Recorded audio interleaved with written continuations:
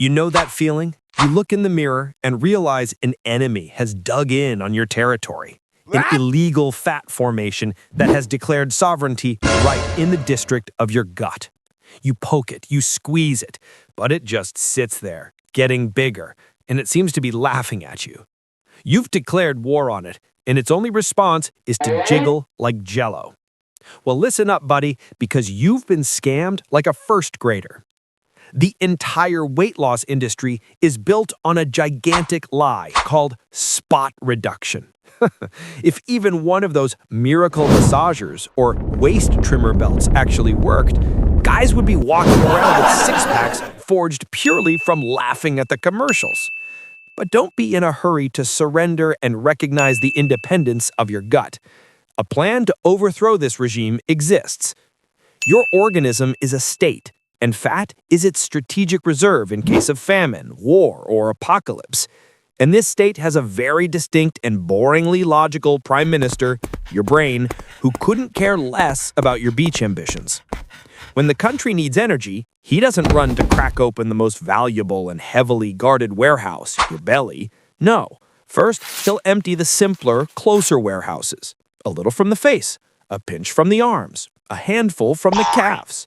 And only when all other reserves are running low will he very reluctantly send the command to crack open the emergency stash.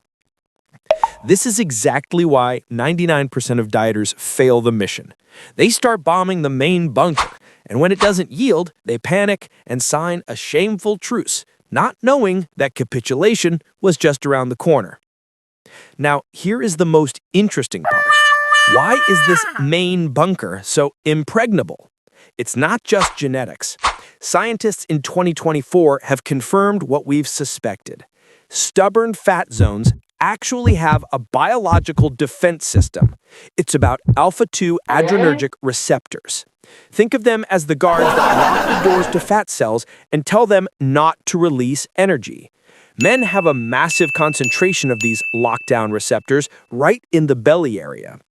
On top of that, there's the blood flow issue. Imagine your belly or love handles are a remote, inaccessible region of Alaska. There are no roads, and the transport truck comes once a week. Even if an order comes from the center, the brain, to release resources, you still have to physically haul them out of there.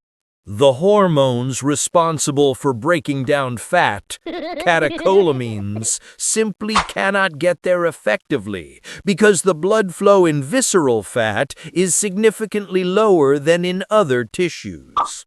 For men, this bare corner is traditionally on the gut.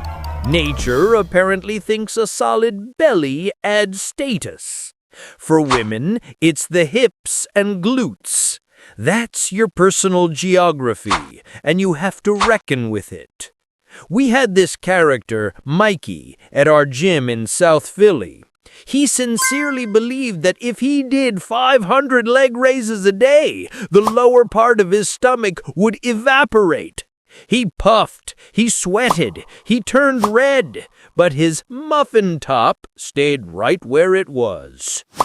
Our trainer, Sarge, an old-school guy, ex-Marine, who explained everything through military analogies, walked up to him one day, patted him on the shoulder and asked, "Mikey, are you trying to take out a tank with a bayonet charge?" Mikey didn't get it. Sarge continued, "Your belly isn't just a warehouse, son. It's a citadel. And you're trying to pick a hole in the wall with a plastic knife. Useless. You take a citadel by siege. You need to cut off the supply lines, calorie deficit, eat less than you burn. This is the only language your organism understands. When rations are cut across the entire country, the Prime Minister brain will sooner or later be forced to crack open that emergency stash. Second, don't hammer at one point. Strengthen your own army. Heavy compound lifting. By cranking out crunches, you aren't burning the fat over the muscle, you're building a steel plate under it. And when the walls of the citadel, the fat, finally start to crumble, underneath won't be a pathetic mess, but chiseled armor. Are the love handles killing you? Train your back. Build a V-taper. Then your waist will visually look narrower, even if the fat is still there. This is a war on all fronts, not just mindless picking at the problem zone. A siege is a long game. It's not a blitzkrieg.